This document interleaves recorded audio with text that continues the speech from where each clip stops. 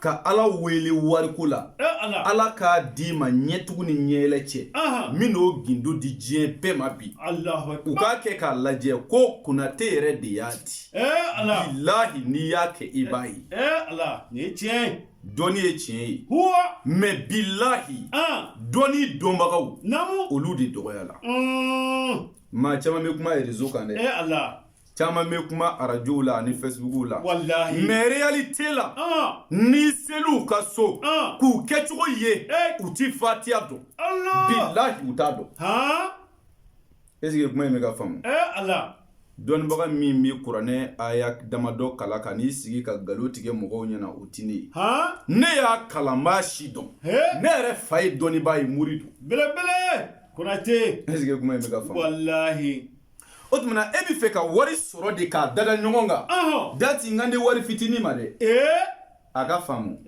wari yɛrɛ yɛrɛ de ko don ka ala deli wari ko la o ma fɔ o tɛ tiɲɛ ye yan n ko ka ala deli wari ko la yaku nin yɔrɔ filime k'a ɲɛ mɔgɔw k'a ta k'a di diɲɛ bɛɛ ma fantan bɛɛ ma miskina bɛɛ ma yatimɛ bɛɛ ma denbayatigi dɛsɛbaatɔ a ye nin d'u ma ko Konate ko ka ala deli wari ko la ala k'a d'i ma Torafata Ayinuna min n'a gindo d'i ma ala ka kuranɛ kɔnɔ a ti yɛlɛma a ti sɔsɔ dati ne y'a ɲɛɲini n b'a si dɔn ko billahi billahi billahi dati o ye siɲɛ 3 ye n'i ye nin kɛ i b'a ye nin kɔrɔbɔ bi bɛɛ c'est-à-dire sini bɛɛ nin kɔrɔbɔ ne de m'a d'i ma danaya morikɛ dati wulibali don a ti yɛlɛma belebele menteliya lamɛnbagaw kɔrɔtɔlen don kira sanayɛlɛla su in na wa aw fɛn o fɛn bɛ ka lamɛn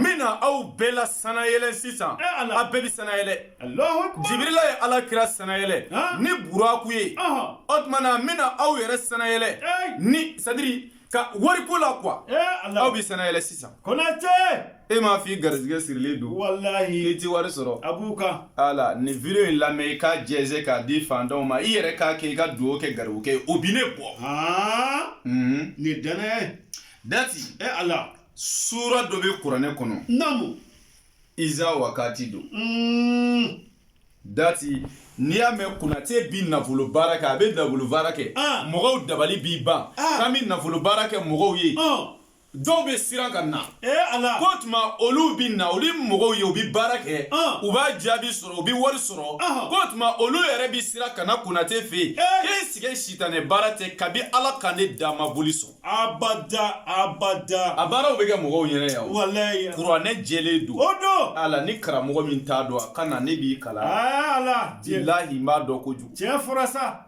cɛya tɛ n fa b'i ta walima n ba b'i ta ayi laysal fata man yaqulu kana abi dati o ti cɛya ye dɛ garibukɛ yɛrɛ filɛ n b'a dɔn de bilahi n dalen don n yɛrɛ la kɛnɛ kan n sɔnnen don n yɛrɛ wallahi morikɛ dɔ bɛ kuma a tigɛlen don a yɛrɛ la o a ka so kɔnɔna na a ka du kɔnɔ a yɛrɛ kun na a n'a ka dɔnni dati a tigɛlen don a yɛrɛ la mais ne b'a fɔ ne bɛ min bɔ n kɔnɔ min bɛ to ne kɔnɔ dati hali o tila ti bɔ ne kɔnɔ e m'a yɛrɛ yira man di ne ye wallahi i t'i n ka so ye image la ayi i tɛ n ka mobili ye image la abada i tɛna ne denw ni muso ye image la ayi dɔw y'u denw ta k'a kɛ jagokun ye mori dɔw k'u musow ta k'a kɛ jagokun ye mori dɔw k'u ka du kɛ jagokun ye k'u ka mobiliw kɛ jagokun ye cɛ o tɛ moriya ye sa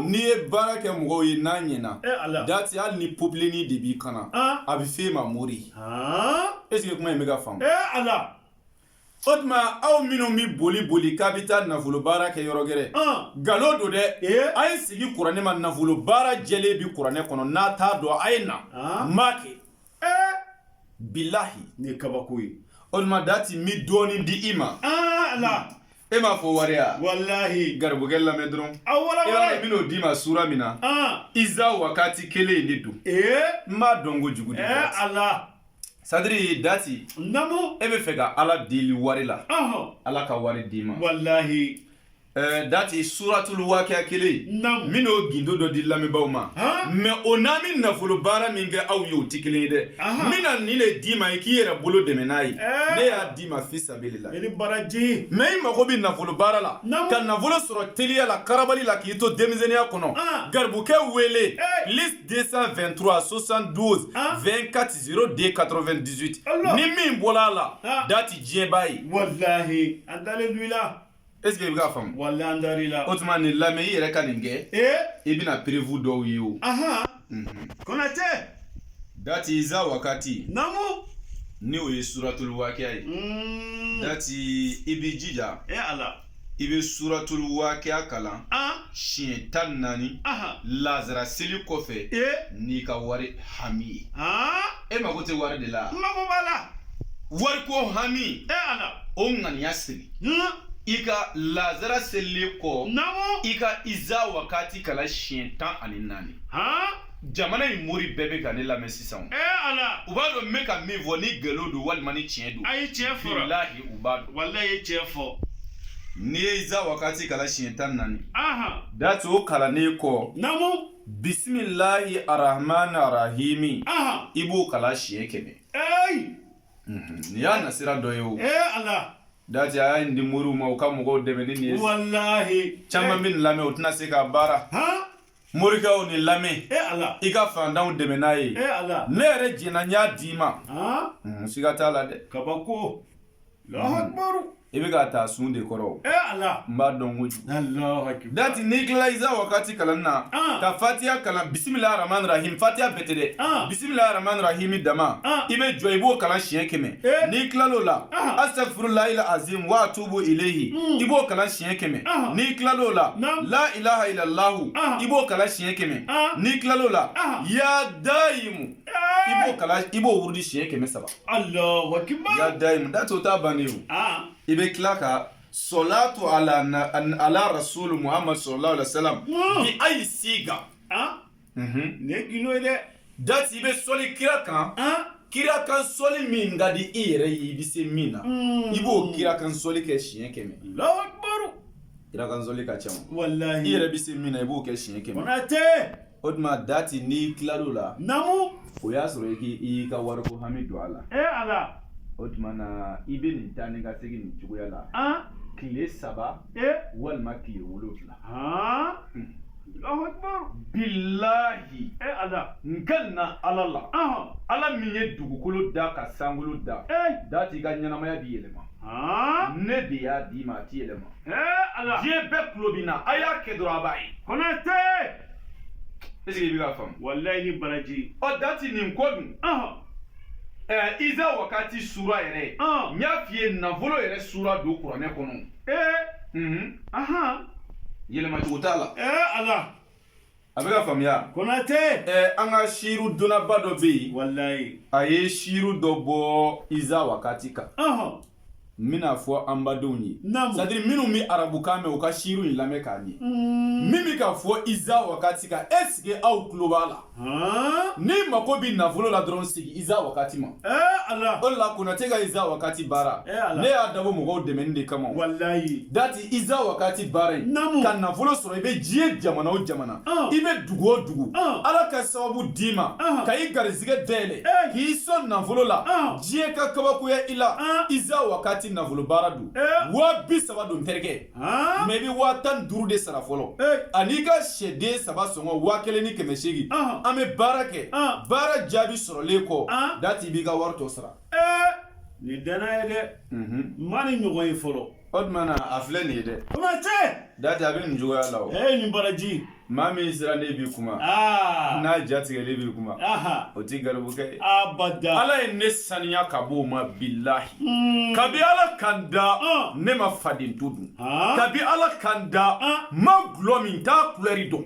Kabi Ala kan da n tɛ dɔrɔgu yɛrɛ dɔn. N t'a cogoya dɔn n t'a couleur dɔn. Kabi Ala kan da dati ne ma juin ɲɛ na n t'a couleur dɔn ne. Bilahi aliyul azim. Allah. O tuma na ne ye ne di. Wallahi. Ala. Dati ni ne y'a d'i ma a ti yɛlɛma sa. Sɛbɛ. Fo dugukolo kun ni kun yɛlɛma cogo t'a la. Wallahi. A bɛ ka faamuya. Wallahi. Osma o shiru dona yi dati aku ko ukayal ilm in rumta ittisalan wa taysir al umuri alayka fakra min al qur'an wa ki atal kitabi Allah est-ce que vous avez famia me fe arabu kan dona u kan shiru in lame ka famu kanyi dati sadri doni ci wallahi iza wakati yɛrɛ de na folo yi ni ta do afolo ngo kira de kuma na kan sallallahu alaihi wasallam ala kira kuma na kan Allah minnu b'a fɔ sababu ti tiɲɛ u t'a dɔn de hali Kalidu bun Walidu sababu kun b'a bolo Umar bun Khattab sababu kun b'a bolo Aliyu karamallahu wajha sababu kun b'a bolo Muhammadu Rasulullah sallallahu alaihi wasallam sababu kun b'a bolo Allah. Est-ce que vous avez famille Nabila Isa sababu kumabulu Suleimana sababu kumabulu Dauda sababu kumabulu Muhammadu Rasulullah khatimul anbiya'i awwalul anbiya'i wa rusul wa khatimuhum sababu kumabulu mais u t'a dɔn de wallahi ala ye dɔnni t'a sun kɔrɔ n'a ma kalan t'a dɔn wallahi jagɛlɛya ti dɔnni kalan abada ni ko i kalanden don ni fa ye bigi ni fiye d'i ma ko lɛtiri sɛbɛn i k'a di malikimakɛ ma dati i tɛ se k'a sɛbɛn dɛ kunkolo gɛlɛya ti kalan kɛ wallahi est-ce que a b'a faamu wallahi ya faamu n bɛ ka shiru mun fɔ a lamɛn n bɛ sigi a kan ukayal ilm in rumta ittisalan wa taysir al umuri alayka fakra min al qur'an waqi atal kitabi est-ce que o bɛ ka faamu wa karrir zikraha fasu atadra wa karrir zikraha fasu atadra Allah فالسوء تدرأ الله إذا ما فهم يا ولا تنسى الدعاء فالفضل فيه ولا تنسى الدعاء فالفضل فيه وإنت الصبح بعد الفجر تقرأ جير ما بفيا وإنت الصبح بعد الفجر تقرأ وبعد العصر تقرأها ثلاثا أبغى فهميا والله كما نقل السكة ابن مبرع الله أكبر كما يباني دو كوناتي داتي ني سادري ني شيرو إن بني بايتو إن ني منو na iza wakati kono da 20 tasoso Allah ngoma doni wallahi kalankadi Allah utisika ni elema ai la Odma dati namu c'est-à-dire mogo mako tien famu ali saw kala mogo ba de bi kuma adula teno chama bi kuma tele la Facebook kan réseau kan YouTube kan bebo tugo yala mais est-ce que o ba don wa o ka sabali o kana kala mogo to kochi wallahi jageleya de bi chama na ni kungolo geleya no le bi kuma réseau kan non de billahi o tipa ka don ali nangi fa ka utado ebi jiga war do ba ala ko nana bara la karabo ko fe wallahi kaza bi ga war dunde ngu be kliga ne buli ala ona ne reka client ba fo ne kuma chama ko kuna ja kada nyangi ye image la non ne be faida fo do ma se be ka bladi wallahi kuna ja kada nye angi ye image la yala zanga bo filila angana tini mogoto nyanga mi nyogona wallahi ibe cheka da zigile fle wallahi be cheka kuna tere de fle nye ko bele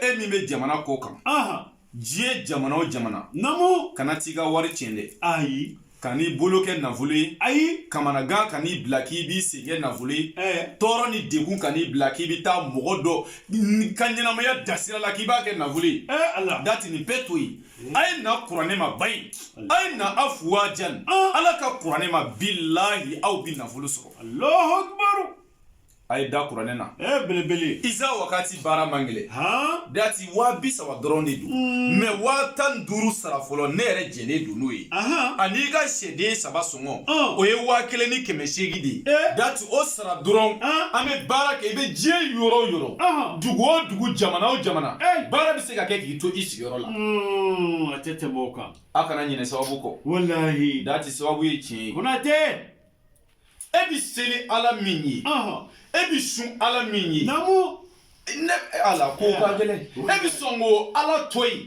ki bi ta do politiki ka ki ga ala toyi ko politiki o nin ko in laje walma nin ko in glanye wa mais mun y'a kɛ ngo karamɔgɔw ka fugariya don wallahi ka kuma ka galo bɔ i nɛ kan o la se na alo ko lisanu ka asadu ka in lam ta'kuluhu akalak dati jando nena i ka waraba don ni ma dun a b'i dun Allahu akbar i bɛ taa seli ka fajiri seli ka lazara seli wallahi depuis bina ka bɔ misiri la i b'i sigi ko karisa y'a don da karisa y'a bɔta seli baraji bɛɛ tiɲɛna wallahi y'a bɛɛ tiɲɛ surtout karamɔgɔ kuturu ka sigi réseau kan ka galo dɔ da a yɛrɛ la o ye baara ye dɛ a ye sabali o la aw minnu mako bɛ nafolo la namu a ye na iza wakati baara kɛ bilahi a b'a sɔrɔ inshallah ne t'aw nɛgɛndaw janfa abada ne yɛrɛ ye yatimɛ de ne ye misikina de dati ne yɛrɛ ye fantan ye o n ti yatimɛw nɛgɛ n ti misikinaw nɛgɛ wa n ti fantanw nɛgɛ tiɲɛ fɔra o tuma iza wakati baara namu dati wulibali don wallahi o don maa o maa mako b'a la namu an ka téléphone numéro plus 223 72 namu 24 02 98 ni baraji kunate ne ka téléphone numéro wallahi o don o la n bɛ kuma kundala surunya ya k'a ɲini lamɛnbagaw fɛ u bɛɛ ka da sababu la an wasara c'est à dire u ka baara kɛ ni sababu ye quoi wallahi est-ce que i bɛ ka kuma faamuya wallahi faamuyara o la sababu ye tiɲɛ ye namu mais mɔgɔw de t'a dɔn siga tɛ nin na dɛ wallahi an ka ɲɛɲini fo mɔgɔw ka sababu ɲɛɲini k'a ɲɛdɔn de konate i bɛ ka faamuya cɛkɔrɔba den o tuma iza wakati baara mɔgɔw ka na kɛ wallahi fantanya ka n'i bila k'i bɛ don dajugu fɛ ala dɛsɛ ni kamanagan ala dacogo ka n'i bila k'i bɛ don dajugu fɛ wallahi y'a mɛn ala deli dɔrɔn ala de b'i jaabi e bɛ seli ala ye o wallahi e bɛ sun ala ye o ala e bɛ taa mun wɛrɛ wele ala kɔfɛ wallahi an ka jigi sigi mais u t'a dɔn de nka faamuko ɲuman ala k'o dan bɛɛ amina ala k'o kɛ ala y'a bonya kama amin sɔli ala rasul wasalim konate ni baraji alhamdulillah rabbil alamin an bɛ konate fo ka barikada kosɛbɛ o la n'i y'a ne ye bi inshallah juguman tɛ donc mɔgɔ caman bɛ kuma iza wagati kan karamɔgɔ caman de bɛ yen Mali kɔnɔ ko bɛ iza wagati dɔn mais ma deli ka konate ye n bɛna mun f'i ye dati konate mun sigilen filɛ nin ye tan e bɛ se ka kamera jɔ a la nin de iza wagati morikɛ de ye ti sɔsɔ ni dara a la sɔn ni ma sɔn dati a to yen diyagoya tɛ sinon bilahi konate de iza wagati morikɛ tigi de ye a bɛ iza wagati dɔn kojugu mɔgɔ caman nana baara kɛ yan balimakɛ an y'u ye yan nɔ mɔgɔ n'a nana nafolo baara kɛ konate yan jaabi sɔrɔ a la siga foyi t'a la wallahi a bɛɛ y'a fɔ an ye fo ni mɔgɔ min kɛra fitiriwale ye bilahi o man di ala ye donc alhamdulillah kuma jan tɛ ne bolo donc n bɛ konate fo waati bɛɛ alimami ka waleɲuman dɔn i ni baraji donc a bɛ baara min na ala k'a taga ɲɛ hali amin sijan ni kɛnɛya bɛ ala bolo ya rabbi ala k'a di an bɛɛ lajɛlen amin ya rabbal alamin donc n bɛ ka nin yɔrɔ in nin tɛ baasi ye o ala tiɲɛ fɔra daji ko bɛ nin cogoya de la wallahi adamaden mana kɛ cogo o cogo ne bɛ nin fɔ waati bɛɛ o wallahi dan i ka dɔnda la quoi bonya ka n'i bila k'i bɛ kuma ka dan tɛmɛ wallahi ni tiɲɛ ni fili de bɛ muru denmisɛnninw sɔrɔ ne yɛrɛ de ye denmisɛnnin ye quoi mais ne bɛ ɲɔgɔnna waaju ni nin de ye wallahi ne m'a fɔ aw kana fayida bila dɛ mais dati ala kama kuma i ka dan i ka dɔnni dan na kana kuma ka dama tɛmɛ wallahi i bɛ min dɔn kuma kan ne bɛ iza wakati de dɔn o la n b'a fɔ diɲɛ bɛɛ ye kosɛbɛ est ce que i bɛ ka faamu wallahi y'a faamu o tuma maa minnu ka sababu bɛ ne bolo ala k'olu ɲɛsin ne ma ya rabbi ala mais maa o maa ka sababu tɛ ne bolo dati ala ka n'o tulo don ne kumakan na yɛrɛ kuma ti k'a bɛ ɲɛsin kuma banna tuma ala k'a laɲiniw sabati ya rabbi ala ka hamiw bila amin a ɲɛna ni ala sɔnna halisa ala ka an bɛɛ sago kan ya rabbi maa minnu b'an lamɛn n'u bɛ baara ninnu kɛ ala k'a jaabi u bolo amin ya rabbi ala k'o kɛ ala y'a bonya kama amin kira kan ko sɔn sɔrɔ ala rasul o la bɛ an badenw bila yan inshallah assalamu alaikum o kalama ye mori kuranɛ kalama ye mori